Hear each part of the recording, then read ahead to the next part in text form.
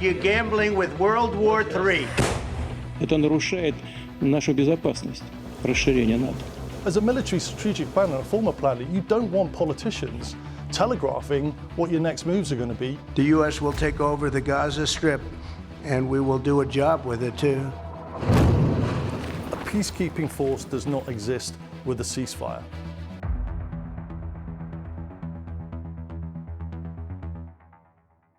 Hello, this is the Security Brief here on BBC News, and in the programme, the conflict between Israel and Iran continues to escalate, with air raid sirens blaring across cities inside both countries. President Donald Trump calls for residents in Tehran to evacuate.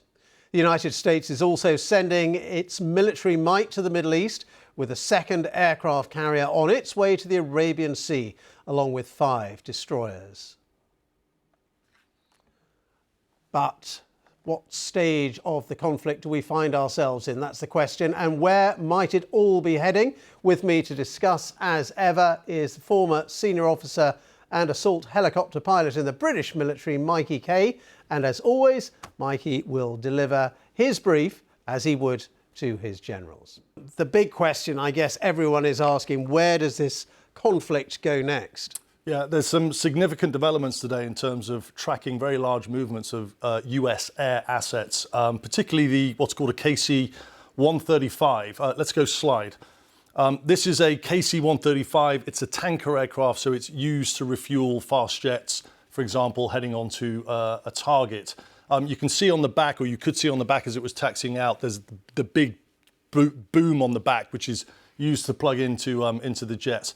Now, what's significant about this is that these aircraft are trackable and are likely refueling US strike aircraft such as the F-35 fifth generation fighter, the F-15, and possibly the F-22 Raptor, which is probably one of the most advanced air defense fighters in the world, which belongs to the US. These won't be trackable, but by deduction, the tankers are airborne. It's likely there is forward deployment of US strike aircraft being positioned into or near the Middle East. So I'm certainly at the moment watching for movement of these fighters across locations such as RAF Lakenheath, which is a US base in England, or Ramstein in Germany. There's a US base that I was deployed to for 6 months in Aviano in Italy, which is about 2 hours north of Venice. And then RAF Akrotiri in Cyprus as well. There's also movement of another US aircraft carrier towards the region, the USS Nimitz. Let's take a look at the USS Nimitz. The USS Nimitz was located in the South China Sea, but is now tracking westwards, citing operational commitments. And the Nimitz will join the USS Carl Vinson that has been on operations in the Red Sea, striking Houthi targets in Yemen.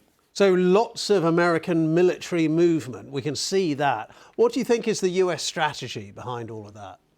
Yeah, I mean, if I was to sort of pick 2 major reasons, it's for sure absolutely sending a message to Iran that the US is putting massive capability into the region as a show of overwhelming force. Usually it would be an aircraft carrier, that's a real power projection. But the fact that they're going to have 2 aircraft carriers in the region, as well as major land-based strike assets, aircraft, this is significant. And I think it's a method of attempted coercion to get Iran to the negotiation table. But you may ask, how success is that going at the moment? Well, Iran have already pulled out of the negotiations, which were approaching their 5th or 6th round, I believe. So, it's a big gamble, and whether it will work or not, whether it will de-escalate or not, and bring people to the table, I think is the big question that's up for grabs. Last question, Mikey. I guess it's a broader one. It's where is all this going? There's a lot of rhetoric about Israel wanting regime change in Iran. Donald Trump may be getting America more directly involved with those bunker-busting bombs that you mentioned. Where is this heading, do you think? Yeah, we often talk on this programme about courses of action. That's a military strategic planning term for options that are worked out by military teams that build out what a potential course of action could be, and there could be numbers of them. A most likely course of action or a most dangerous course of action. These could range from cutting the head off the snake, for example, going directly after the Ayatollah. Trump, for example, posted on Truth Social. We can go slide and look at his post. He said, "We know exactly where the so-called supreme leader is hiding. He is an easy target, but is safe there. We are not going to take him out, brackets, kill." That's a message. in terms of what one of the potential courses of action might be. But then you spoke about regime change, right?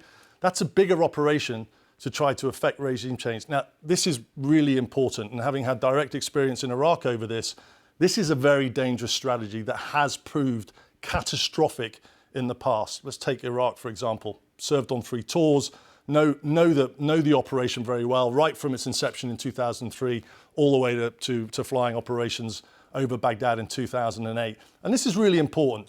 If you take out a regime, like they did with Saddam, you take out the security apparatus. And if that security apparatus isn't filled with a military force or a police force, you then get a security vacuum, which is exactly what we saw.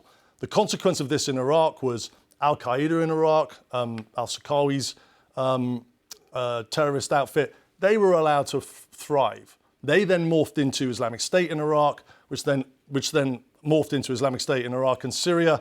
And excuse me. And the whole thing, the whole security vacuum just was a complete disaster.